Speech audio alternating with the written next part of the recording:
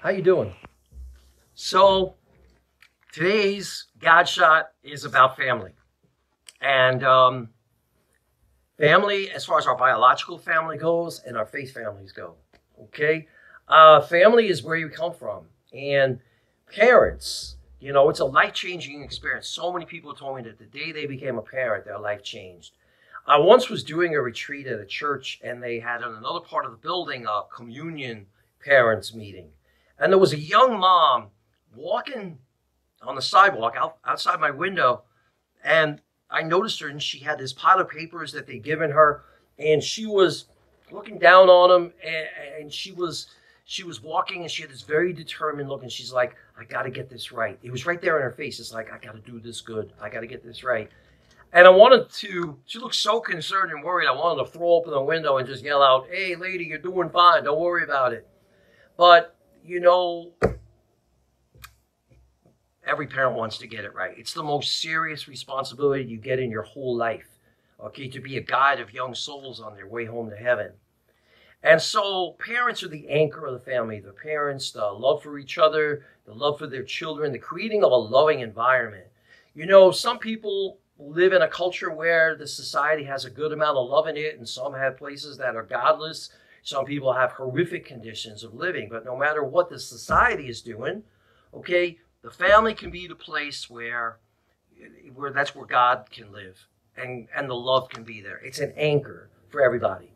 Family, your biological family, there's the old argument of like, what determines how you turn out? Is it your environment, or is it your genes? Is it what you inherited, or what you saw lived like all around you and behind you and on the side of you? And actually, I think it's both. Okay, we are affected by what we see lived around us, plus what we've inherited of the decisions of generations before us. Ultimately, it's both, and it's neither, because your soul is infinitely more powerful and important in the mix of all this. But anyway, the biological family shapes you. I'm the oldest of 9 kids. And you know what? My parents sacrificed for us. My father, a factory worker, worked morning, noon, and night, never complained. My mother raised all 9 children by herself and never complained. And their ability to sacrifice themselves for the good of their children, for their family, taught all of us. I have 8 siblings. Not one of them is selfish. Not one of them only thinks of themselves as they go through life. And that's pretty remarkable. But we learned it. We absorbed it. It was lived around us. Family. And we also have similar things. Families where, whether you have foot problems or you have diet problems, your allergy problems. These are the things you also kind of inherit from your family. And a family that has faith is an anchor for the soul. And that's the most beautiful, important thing a family can offer, is that side. It's the place where we love. There's a great scene in a movie called Marvin's Room. If you get a chance, see it. It's got 2 of the finest female actresses there ever was, Diane Keaton and Meryl Streep. And if you like heartthrobs, Leonardo DiCaprio plays the son, okay? And Robert De Niro plays the doctor. So it's got everybody. Marvin's Room is about this guy named Marvin who has a room. Actually, Marvin's hardly in it, but it's Marvin's house, and these are his daughters. One daughter, played by Diane Keaton, was faithful. She took care of him. The mother, when she was still alive and she had gotten sick, she stayed home and took care of everybody. And the other sister, Meryl Streep, was the wild one. She got the heck out as soon as she could. So, in the movie, Meryl Streep comes back home with her son. The reason is because Diane Keaton's sister, okay, that character, she's dying of cancer. She needs a bone marrow transplant. And they're hoping that somebody blood related will be able to help her, will have a match. And so they've come back to see if they can match.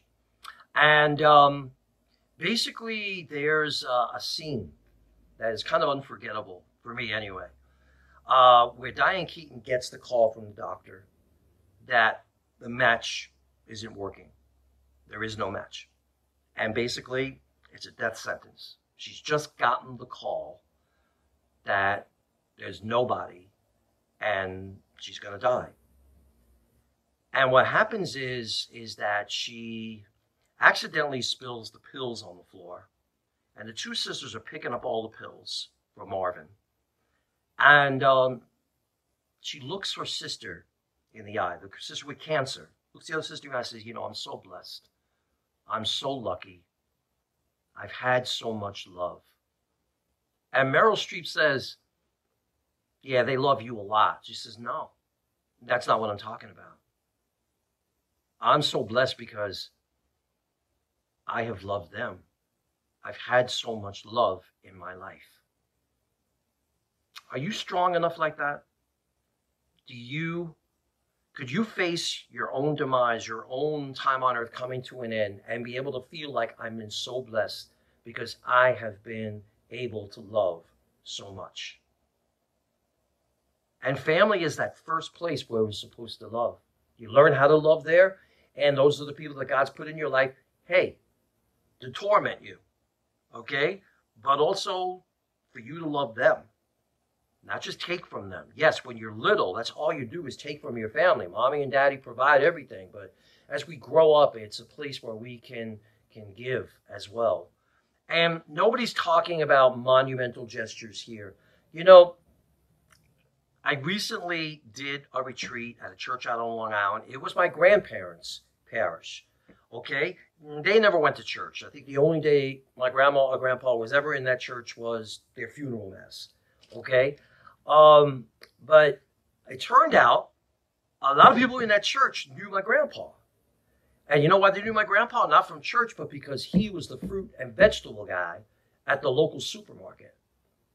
And they knew him because he made an impression. And they said, well, what was memorable about my grandpa?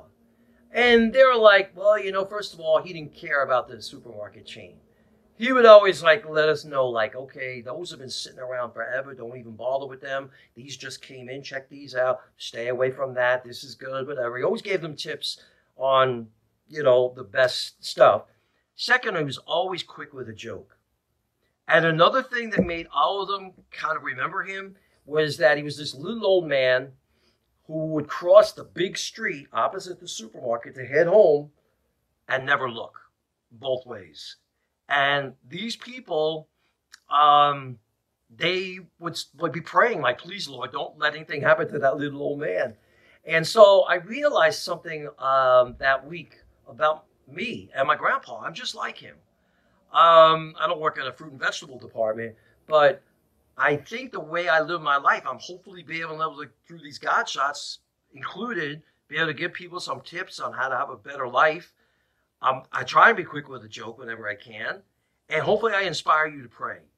So it runs in the family, okay? In natural ways, things that we inherit, a sense of humor, a particular talent regarding music or art, or even, and sometimes it can be mixed up within a family.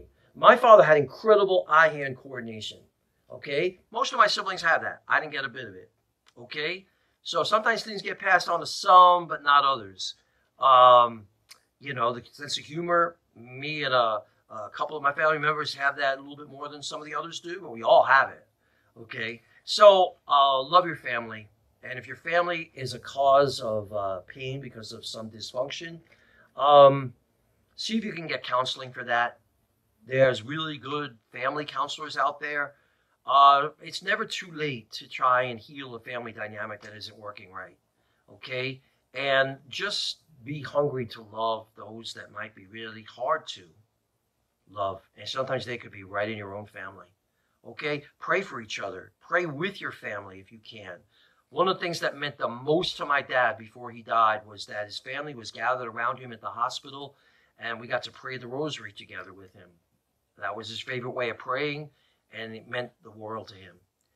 Forgive your family if they're not able to love you the way you need, and let God love you that way. That's the theme of another Godshot video, I think. Okay? Been good talking to you about your family and everything, about my family, and you can start thinking about your family and how you can spread more love to them. Remember, as a member of God's family, it's not complicated. Okay? The church, God, faith communities are supposed to be places where we love each other at the foundation. Everything else is extra. That's the foundation. If we live like that, people will be going to church in droves instead of running away in waves. Okay? So it was a blessing to be with you. And God is good all the time. Keep shining.